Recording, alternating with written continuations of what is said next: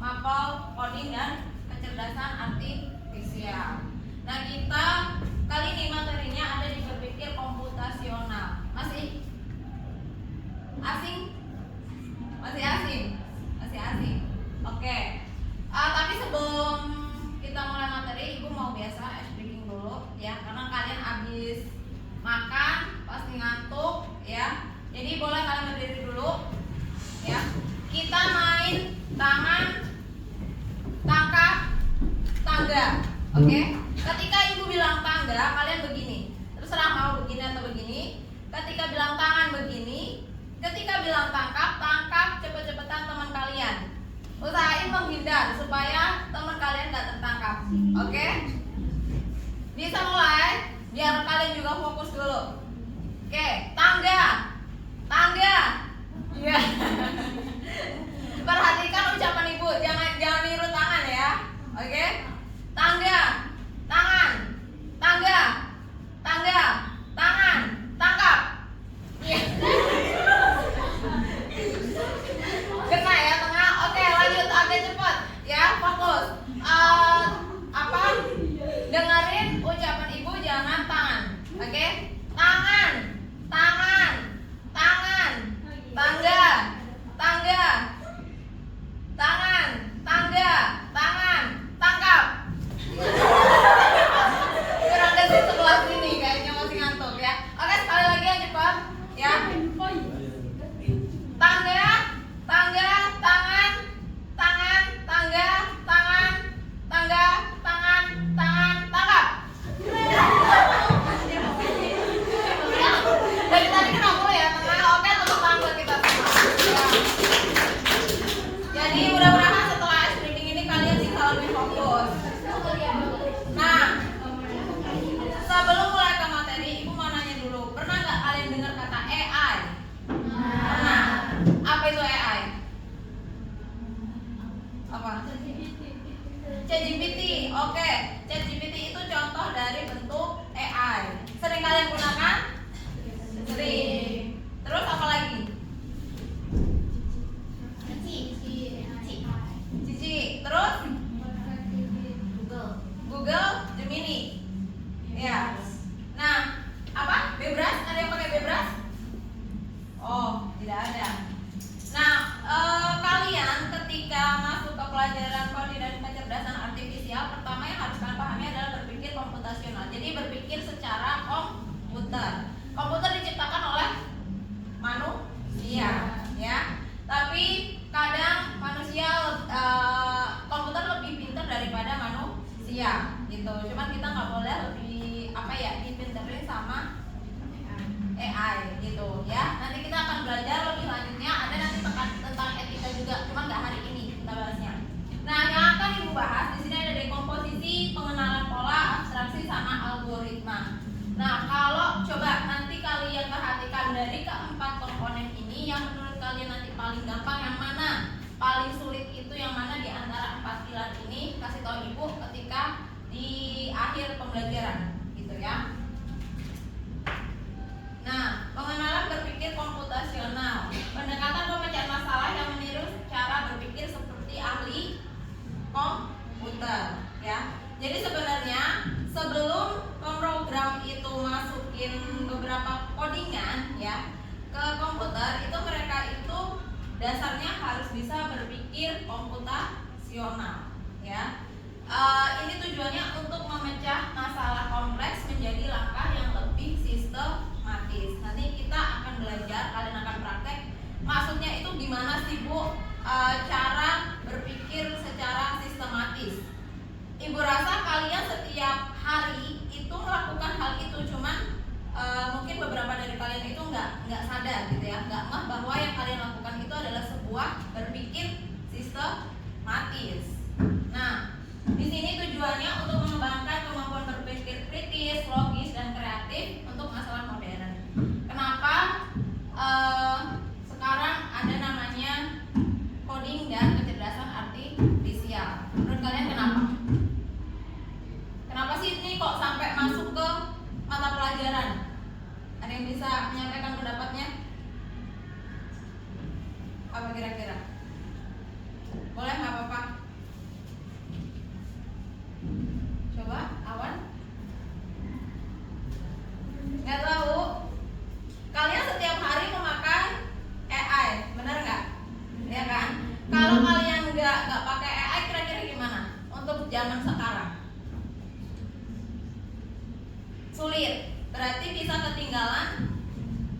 ketinggalan zaman, terus ketinggalan informasi ya. Nah, untuk yang tujuannya itu untuk kehidupan sehari-hari juga. Coba nanti kita bahas.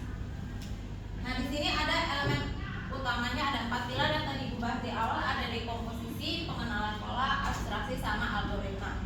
Nah, 4 pilar ini nggak boleh tertukar ya, nggak boleh tertukar. Jadi harus yang pertama itu dekomposisi, terus pengenalan pola, abstraksi, baru terakhir algoritma. Jadi ketika nanti di akhir nih ibu kasih tugas ke kalian ya, coba kalian nanti tugasnya kelompok kok, kalian bikin sebuah apa ya, pemecahan masalah sehari-hari tapi secara sistematis. Nanti bisa menggunakan Canva. Oke, sekarang namanya dekomposisi. Dekomposisi berarti dia mengurai. Oke, jadi ini kalian perhatikan, memecahkan masalah kompleks menjadi bagian kecil agar lebih mudah dipahami dan diatasi. Oke, contohnya di kehidupan, membuat game. Oke, ketika kalian nanti mau membuat game, itu harus ada desain karakternya, benar nggak? Kalian ketika bikin game atau misalnya kalian jadi pemain, pasti ada sebuah karakter kan, atau beberapa karakter. Itu harus kalian bikin dulu, oke? Terus logika permainannya gimana? Paham nggak? Alur permainannya nih, termasuk kayak level 1, level 2, level 3, itu harus kalian pikirkan. Terus UI-nya dan sebagainya. Nah, ini manfaatnya membuat tugas besar terasa lebih ringan, memudahkan pekerjaan tim, terus fondasi untuk langkah berpikir berikutnya seperti pola dan abstraksi. Nah, kalau untuk pola dan abstraksi kita ke sini. Tapi sebelum ke sini, ada yang masih bingung dengan dekomposisi, ya. Jadi kalian nanti cari satu masalah sehari-hari aja yang membutuhkan langkah-langkah. Ibaratnya gini, contohnya kayak misalkan kalian aja ketika dalam 1 minggu itu kan mapel pelajarannya itu beda-beda ya. Ada yang dalam 1 hari itu ada yang mudah, ada yang sulit. Nah, ketika kalian belajar itu kalian pasti punya strategi, benar nggak? Nah, strategi apa yang kalian gunakan, langkah-langkah apa yang kalian gunakan? Misalnya ada 4 mapel ini, paling mudah adalah misalnya bahasa Indonesia, tapi ternyata hari ini yang paling sulit adalah ada kimia klinik gitu. Berarti kalian harus punya strategi untuk belajar supaya tujuan kalian itu untuk belajarnya ke 4 mapel ini tercapai. Misalnya saya lebih suka yang mudah dulu gitu, berarti kalian misalnya jam 7 malam sampai jam 8 belajar dulu bahasa Indonesia gitu ya. Terus ternyata paling sulit adalah yang kimia klinik. Kimia klinik ternyata gak cukup 1 malam. Besok paginya kalian belajar lagi sama temen, nanya ke temen, kayak gitu. Itu adalah sebuah langkah atau strategi yang kalian gunakan, gitu ya. Berarti di sini adalah contohnya adalah memecahkan jadwal belajar gitu ya. Nah, yang kedua ada pengenalan pola. Definisinya di sini mengenali kesamaan atau pola dalam data atau masalah sehingga memudahkan kalian untuk menemukan solusi yang efisien. Tadi kita udah tahu nih masalah kalian dalam 1 hari, apalagi nanti nih misalkan ketika PTS ada mapel yang kadang bener gak sih? Hari ini gampang semua nih mapelnya, tapi hari berikutnya ternyata produktif semua. Bisa nggak kayak gitu? Bisa ya. Ternyata produktif yang kalian dapat itu misalnya jadwalnya di hari Rabu kok susah ya, hemat sama kimia klinik misalnya ternyata sama-sama susah. Nah, kalian teratur strategi gimana caranya supaya bisa kedua-duanya itu bisa kalian capai dalam pembelajarannya supaya nanti ketika kalian ujian bisa mengerjakan gitu. Nah, di sini contohnya ada melipat origami. Tahu origami? Tahu? Oke. Setelah satu selesai, proses berikutnya jadi lebih cepat karena mengenali pola langkahnya. Benar nggak? Mungkin kalian dulu ketika ada yang bisa bikin burung-burungan atau gampangnya kapal deh. kapal. Dulu awal kalian bikin satu kapal itu susah karena kan harus tahu step-stepnya dulu. Tapi begitu sudah berulang kali 2, 3, 4 kali, kalian lama-lama akan paham gitu kan, akan lebih cepat, akan lebih mahir dalam melipat. Sama halnya nanti kalian di lab ya, dalam misalnya pengambilan darah, kalian awalnya masih grogi nih antara mau nyabut needle-nya dulu atau dibuka ambil mikropornya dulu, dikasih ini yang bekas tusukannya dikasih kapas alkohol, mana dulu nih, kalian bingung gitu kan. Nah tapi lama-lama kalian akan paham step by stepnya gitu. Nah terus manfaatnya di sini untuk pengenalan pola itu untuk mengurangi repetisi usaha, jadi biar efisien juga dan memudahkan generalisasi dari solusi sebelumnya ya. Terus yang abstraksi di sini penjelasannya fokus pada informasi penting dan mengabaikan detail yang tidak relevan. Oke, kita langsung ke contoh. Saat berkendara kalian bisa pakai motor, bisa pakai mobil, pakai sepeda, bisa. Oke. Motor bisa ya. Nah, saat berkendara kita tidak perlu tahu detail mesin, benar nggak? Kalian pakai motor perlu tahu nggak mesin dalamnya itu seperti apa? Enggak kan? Kalian tahu nggak mesinnya ukurannya berapa? Bahkan mungkin tangki bensinnya yang kalian saat ini gunakan berapa cc, tahu nggak? Nggak tahu kan? Nah, tapi kalian bisa untuk mengendarai itu motor. Kalian tahu starter, tahu nyetirnya, oke? Nah, itu cukup tahu cara mengoperasikannya. Nah, manfaatnya fokus pada esensi masalah. Jadi masalahnya itu apa sih kalau kalian punya motor? Apa? Masalahnya nggak punya motor apa? Kalau punya motor,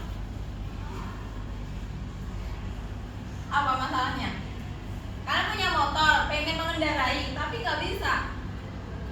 Berarti masalahnya adalah dari cara pengoperasiannya. Oke. Jadi dari yang abstraksi itu kalian akan tahu, meskipun kalian nggak tahu mesin, tapi kalian tahu cara naik motornya, gitu ya. Terus manfaatnya sama, fokus pada esensi masalah. Pokoknya fokus pada masalah. Oke, tadi intermezzo ya. Apa? Oke. Terus yang terakhir. Tadi yang pertama apa, masih ingat? Masih ingat yang pertama apa tadi, pilar pertama? Dekomposisi, betul. Kedua, pengenalan pola. Ketiga, abstraksi. Yang keempat, algoritma. Nah, rangkaian langkah logis. Berarti kalian di sini dituntut untuk bisa berpikir secara komputasional ya. Tapi bisa manual, bisa langsung ke komputer. Tapi biasanya kalau dalam perancangan suatu komputer itu harus bisa secara manual dulu. Ibaratnya kayak oret-oretan gitu ya, sebelum dimasukkan ke dalam pemrograman komputer. Nah, di sini langkah logis dan terstruktur. Oke, Ibu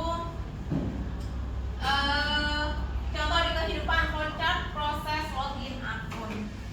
Kalian punya akun Instagram? Punya. Langkah pertama apa? Coba.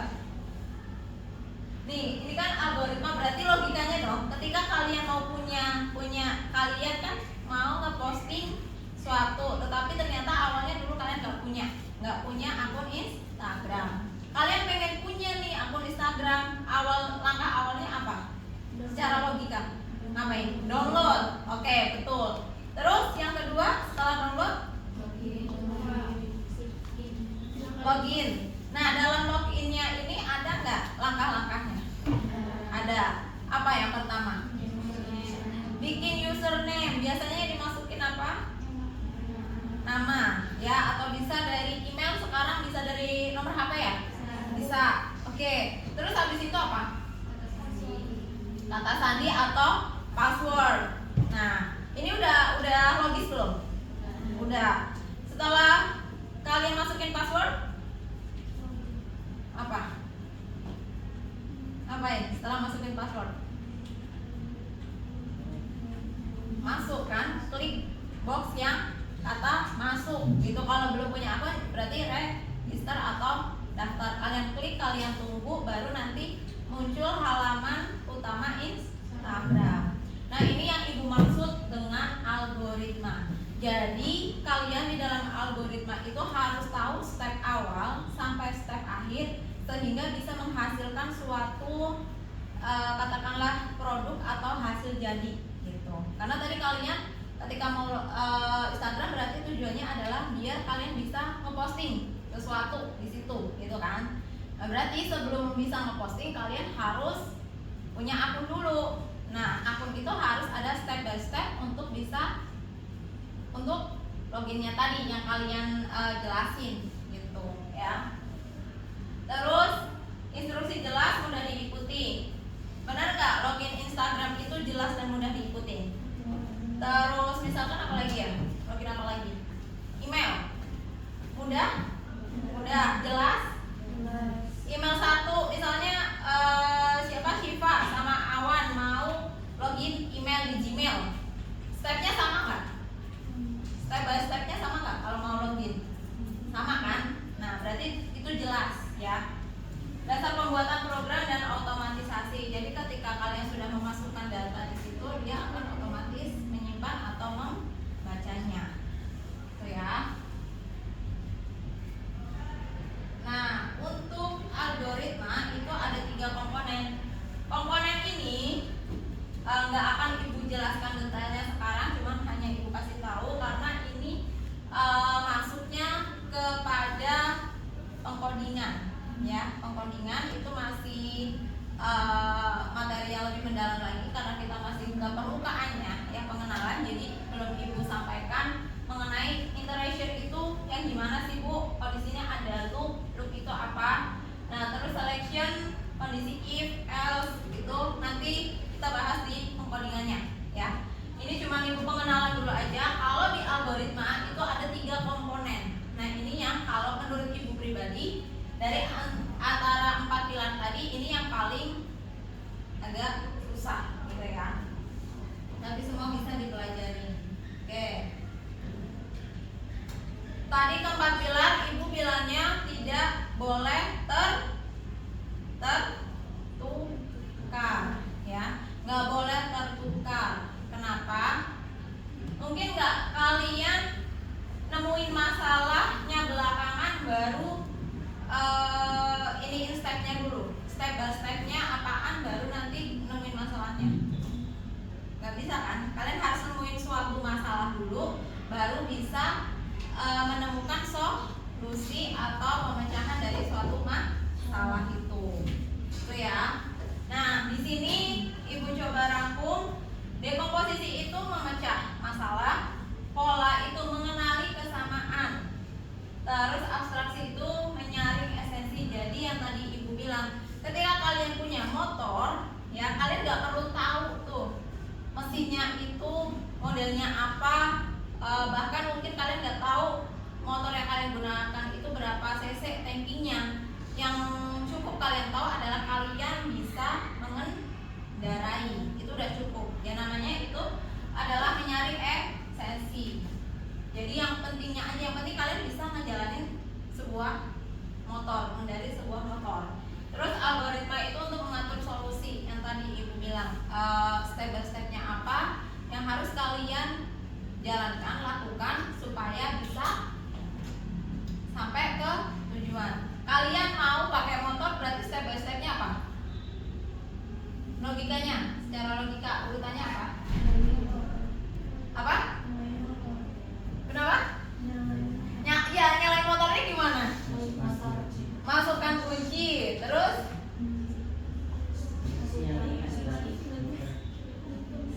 oke. Kalau otomatis kan ada ya, tekan tombol starter gitu ya. Terus kalau misalnya yang motornya gigi berarti di starter pakai itu ya, selah. Nah, abis Ketiga apa? Gasnya, ya kan, kalian atur gasnya baru bisa jalan. Jadi kalian bilang naikin motor atau menghidupkan motor itu ada step by stepnya. Ini yang memang harus kalian pikirkan sebelum kalian bilangnya. Kan kalau kalian bilangnya hanya tadi apa? Naikin motornya gitu ya. Naikin motornya kan itu ada stepnya. Nah itu yang pengen ibu bahas ya. Jadi ketika kalian bilang naikin motor itu ada step by stepnya, ngejalanin atau ngehidupin ini motor gitu. Nah ini contohnya. Setelah ini silakan kalian nanti buka Canva AI aja deh yang gampang. Untuk Chromebooknya boleh kalau yang ini berbarengan ya. Di sini ada tadi ada 4 pilar. Pertama dekomposisi. Ini kasih contoh satu. Kalian cari aja nanti masalah sehari-hari kayak tadi. Misalnya mau login Instagram, mau ngehidupin motor. Nih ibu kasih satu lagi contoh, yaitu ngapain ini? Ini kira-kira ngapain coba? Apa? Masak nasi pakai rice cooker ya. Oke, ini kita pernah nggak masak nasi pakai rice cooker? Pernah. Oke, di sini dekomposisinya contohnya adalah ambil beras, betul nggak? Ambil beras dulu, dicuci, betul? Masukkan air, benar? Karena kayak gitu nggak? Atau airnya dulu baru berasnya? Berasnya dulu, baru airnya kan? Dimasukin ke panci rice cookernya kan? Oke, sambungkan ke listrik, betul? Atau kalian sambungkan ke listrik dulu, kalian tinggalin rice cookernya, baru ngambil beras. Yang mana? Ini udah sesuai belum dengan yang kalian lakukan yang dekomposisi? Sesuai. Oke. Terus pencet tombol. Nah, polanya itu kalian lakukan setiap hari. Berarti sebuah rutinitas memasak. Pola, namanya pola kayak tadi.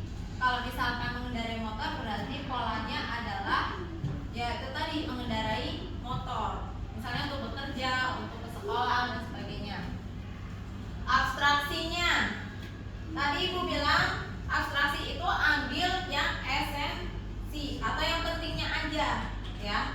Abaikan jenis beras, fokuslah langkah umum supaya berasnya bisa matang. Jadi yang lebih kalian fokuskan adalah langkah-langkah untuk memasak nasinya, memasak beras supaya jadi nasi gitu. Tapi kalau berasnya apa, umumnya orang nggak hanya terfokus pada satu beras, bener nggak? Ya. Jadi kan beras itu memang bermacam-macam. Yang penting berasnya yang ada apa gitu kita masak. Tapi langkahnya meskipun berasnya apapun berasnya, langkah memasak pakai rice cooker sama nggak? Sama. Oke. Terakhir yang algoritma. Abaikan jenis beras, fokus pada langkah umumnya juga. Gitu. Ya. Jadi sama. Ini abstraksinya adalah jenis beras, yang algoritma itu lebih kepada langkah-langkahnya. Oke, sampai sini ada gambaran nggak? Ada gambaran? Kalau ada gambaran, sekarang coba kalian buka Canva AI. Loginnya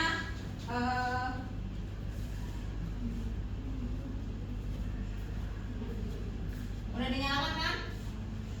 Buka Chrome-nya.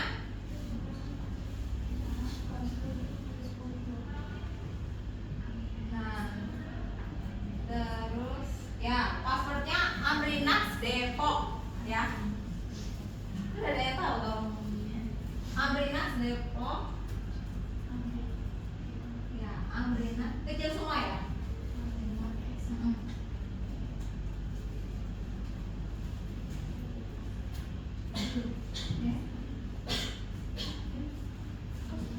Oke, coba ibu juga dari sini buka Canva.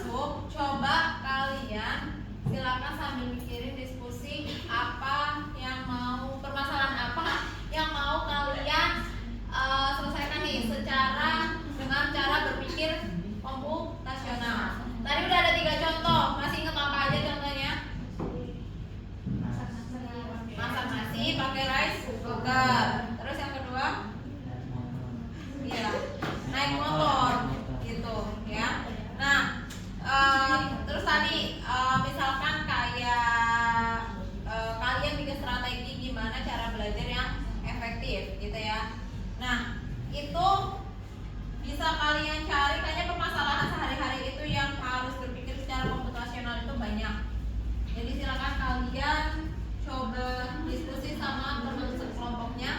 Mau bikin apa?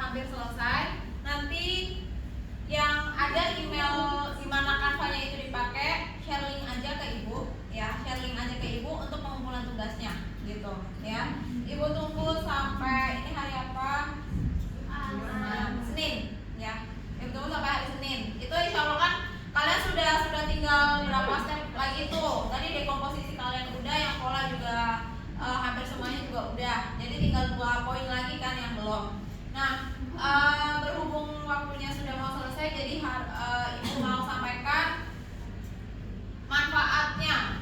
Kalian tadi ketika udah diskusi kuliah, kalian udah coba berpikir gitu kan? Udah coba berpikir, ini kayak tadi ada yang mencatok rambut, ya kan? Harusnya tuh rambutnya digimanain dulu nih gitu kan? Terus harus pakai alat apa? Penggunaan alat catoknya bagaimana? Berarti kan itu kalian dituntut untuk berpikir secara komputasional, algoritmanya dipakai gitu ya. Jadi sesuai urutan secara logis dan terstruktur. Jadi kalian mudah-mudahan sampai sini sudah mulai paham gitu ya. Nah, ini manfaatnya ada proses pemecahan masalah jadi lebih sistematis dan efisien. Gitu. Kalau kalian punya masalah baju numpuk tapi kalian nggak tahu cara mencucinya, repot kan? Berarti itu sebuah masalah. Tapi kalian akhirnya ini sebuah masalah yang harus dipecahkan. Akhirnya kalian belajar dan tahu step by step untuk mencuci baju. Jadinya di sini sistematis dan efisien, ya. Mendukung kemampuan logika, berpikir secara logis gitu ya, nalar. Jadi step 1 nyambung ke step 2, nyambung ke step 3 itu berurutan. Gitu namanya urutan atau langkah itu nggak bisa dibolak-balik. Nah, terus dapat diterapkan dalam berbagai bidang, bisa pendidikan, bisa bisnis, bahkan di bidang di kehidupan kalian sehari-hari seperti yang kalian coba cari hari ini gitu. Nah, resumnya di sini dekomposisi intinya adalah memecahkan sebuah masalah gitu ya. Terus pengenalan pola, menemukan kesamaan yang bisa mempermudah solusi gitu. Kayak tadi polanya itu untuk kalian polanya memasak itu untuk kebutuhan sehari-hari gitu. Bisa jadi dulu pakai tungku atau pakai kompor minyak ya. Mungkin kalian udah nggak ini ya.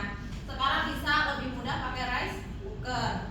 Nah, terus abstraksi ya. Di situ ada fokus pada informasi yang relevan sama yang memang esensial gitu. Kayak tadi mau nyalain motor, kita nggak perlu tahu jenis mesinnya. Yang penting kita bisa mengoperasikannya gitu ya. Terus yang terakhir ada algoritma, itu tadi urutan step by stepnya yang harus kalian paparkan di situ ya. Nah, ini tadi Ibu bilang tugasnya udah sambil jalan. Sekarang Ibu mau refleksi dulu. Gimana perasaanku saat memahami konsep tersebut? Lega, bingung, puas? Kenapa lega? Puas? Karena akhirnya tahu ya, tahu bahwa kehidupan sehari-hari itu pun juga harus kita bisa berpikir secara komputasional, bisa diterapkan di kehidupan sehari-hari gitu. Dari keempat pilar tadi, keempat pilarnya apa aja masih ingat? Dekomposisi, terus abstraksi,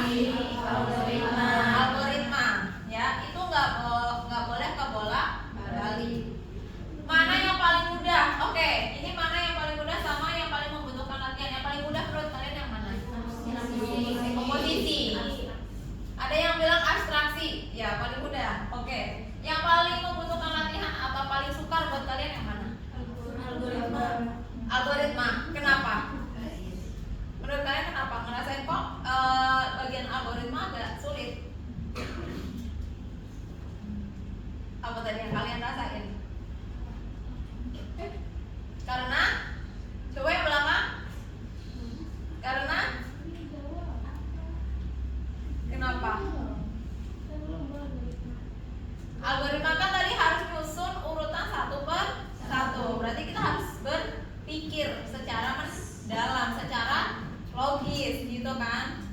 Oke. Tadi kayak beri contoh nyata, tadi udah Ibu minta untuk kalian masukkan ke mind map me ya. Oke, sampai di sini ada yang mau ditanyakan dulu? Nggak ada? Oke, penutup. Ada yang bisa bahasa Inggris? Oke, everybody should learn to program a computer because it is how booting, ya kata Steve Jobs. Jadi setiap orang itu harus belajar untuk